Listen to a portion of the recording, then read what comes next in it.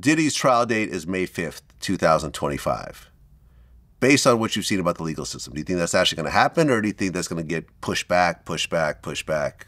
You never know. I mean, look, he can demand a speedy trial. Huh. In the federal system, you can demand that, so they can only put it off so long. But doesn't that actually hurt your case? Sometimes.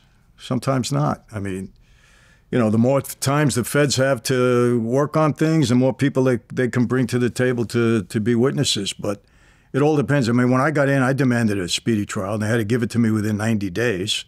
I mean, we made a, you know, we came to a plea agreement at that point. But it all depends on your situation. You know, who knows? Do you think that Diddy will be safe if he actually does go to prison, he goes to the feds?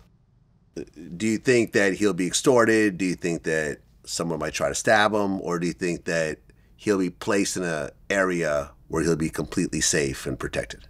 I could see him having some trouble if there really were underage kids involved. When I say underage, under the age of 18, 17, 16, whatever, I could see that being a problem for him. Yeah.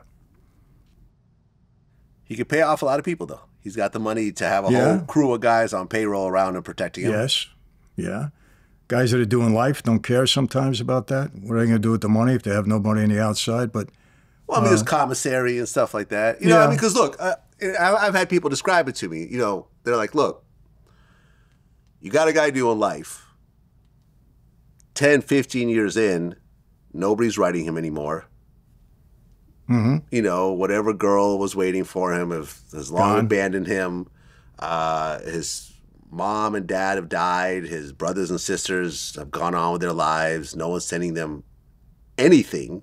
So $1,000, you could live a whole year off commissary off that. Yeah. You know, suddenly you got access to Oreo cookies and right. all this stuff that you haven't had in the last 5 years. All you got to do is stab somebody? Okay. That sounds good. What are they going to give me, double life? That's right. They put me in the hole for a little while? Who cares? Let me tell you what people don't understand. I mean, John Gotti learned this lesson. Other guys learned this lesson. Guys that are doing life without, you better behave yourself with them. They don't care who you are. Gotti got beat up in prison, right? He did, yeah. I heard about this. They don't care who you are. What are you going to do to me? Give me another life sentence? They don't care. You got to be respectful in prison. You know, my dad told me 3 things. He said, when you go into prison, remember these 3 words because they'll go a long way. I said, what's that, Dad? Please, thank you, excuse me. Oh. He said, the reason you bump into somebody, excuse me, you know, right away. You want to cut the line with somebody, your friend is on there, do you mind, you know, please? If somebody gives you something, thank you. Everybody in there that never got any respect on the street, they want all the respect in there. And any little thing that they're showing off to somebody that, you know, I'm a man, you can't do this to me, respect. So the best way is just be respectful to everybody. I never had a problem in prison, never. Never had an issue with anybody. But guys that want to push their weight in there, you better be careful who you're doing, because they don't care who you are. And rightfully so. What are you going to do to them in there?